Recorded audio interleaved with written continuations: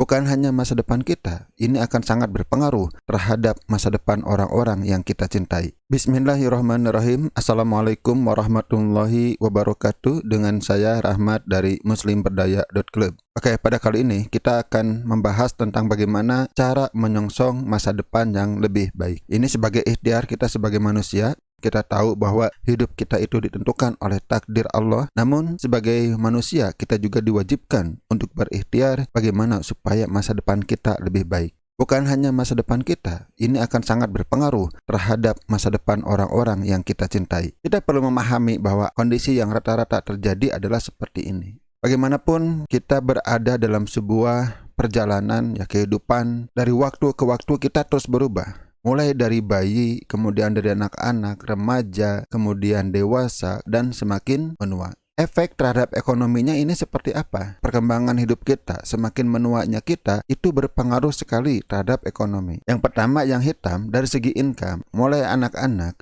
income kita mungkin uang jajan kita. Kemudian semakin kita dewasa semakin kita berumur, mungkin kita sudah mulai bisa menghasilkan uang. Anggaplah puncaknya di umur 30-an sekian. Kemudian setelah itu penghasilannya cukup stagnan. Meskipun ada kenaikan, tapi kalau dibandingkan dengan inflasi, tetap saja kenaikan itu tidak berarti. Jadi bisa dianggap rata. Terus ini berlangsung sampai sekitar usia di atas 55 atau 60 tahun di saat mulai pensiun. Kemudian income mulai menurun. Sebagian orang masih punya penghasilan dari uang pensiun, tapi sebagian orang tidak. Di sisi lain, garis hijau ini adalah gambaran dari produktivitas kita, kemampuan kita bekerja, kemampuan kita menghasilkan. Sampai kita beranjak dewasa menuju umur 30 tahun lebih, produktivitas kita itu menaik terus. Kemudian mulai bertahap sampai umur sekitar kira-kira 40-an sekian, menjelang 50 tahun, dan setelah itu produktivitas menurun. Nah, efeknya di sisi lain semakin dewasa kita, kos atau biaya yang warna merah ini terus menaik dan tidak pernah turun. Bukan hanya biaya anak-anak kita yang semakin besar, sekolah yang makin tinggi, kebutuhan yang semakin besar, juga biaya kesehatan. Jika kita hanya mengandalkan income yang kita dapatkan dari bekerja kita sehari-hari, tidak sedikit yang pada ujungnya di masa tua mereka memiliki ketimpangan antara kos yang harus dibayarkan dibandingkan dengan income. Akhirnya banyak sekali saudara-saudara kita, tetangga-tetangga kita yang mengabaikan aspek kesehatan misalnya. Kenapa? Income-nya sudah tidak ada. Nah, bagaimana cara mengatasinya? Mungkin di sini Anda sudah mulai melihat solusinya yang berupa garis biru. Garis birulah yang bisa mengatasi. Mungkin di awal-awal si garis biru ini berada di bawah kebutuhan, tetapi di satu titik ini akan melebihi. Sehingga nanti di saat usia kita semakin menua, yang biru itu bisa lebih besar dibandingkan dengan kos, dengan biaya hidup. Apa itu yang biru? Ya, itu adalah bisnis. Bisnis adalah salah satu solusi di mana kita bisa memiliki penghasilan yang melebihi kos kita.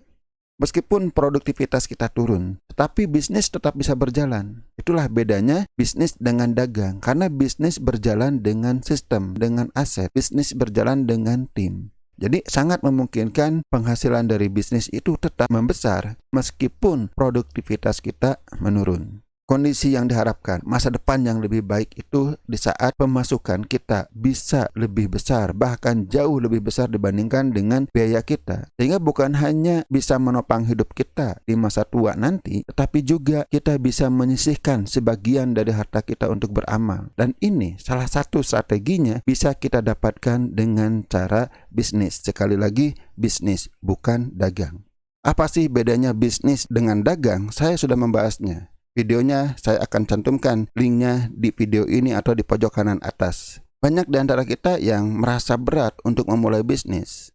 Kenapa? Salah satu alasan yang paling sering membuat kita berat adalah modal. Banyak orang yang mau bisnis tapi terbentur dengan modal. Untuk itu perlu kita memilih bisnis yang sesuai dengan kriteria. Salah satunya adalah modalnya kecil. Selain modalnya kecil, yang kedua adalah produknya murah dan berkualitas. Kemudian duplicable dan scalable. Nah, inilah yang akan membuat suatu saat nanti bisnis kita itu bisa memberikan penghasilan yang jauh lebih besar dibandingkan pengeluaran kita, dibandingkan dengan biaya-biaya kita. Meskipun produktivitas kita mulai menurun. Kemudian yang keempat, resikonya rendah. Kemudian tidak mengganggu aktivitas rutin. Bagi Anda yang masih bekerja, ya tentu Anda harus memilih bisnis yang tidak mengganggu aktivitas kerja Anda. Kemudian yang keenam, pentingnya seorang mentor yang akan mengarahkan dan membimbing kita untuk menjalani bisnis.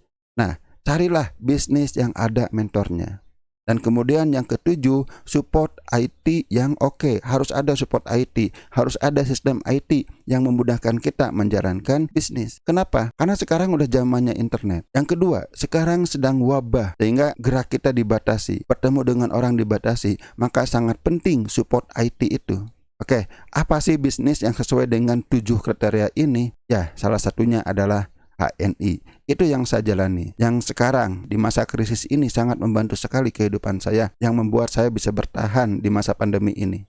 Jika Anda belum bergabung, silahkan klik linknya ada di bawah video ini.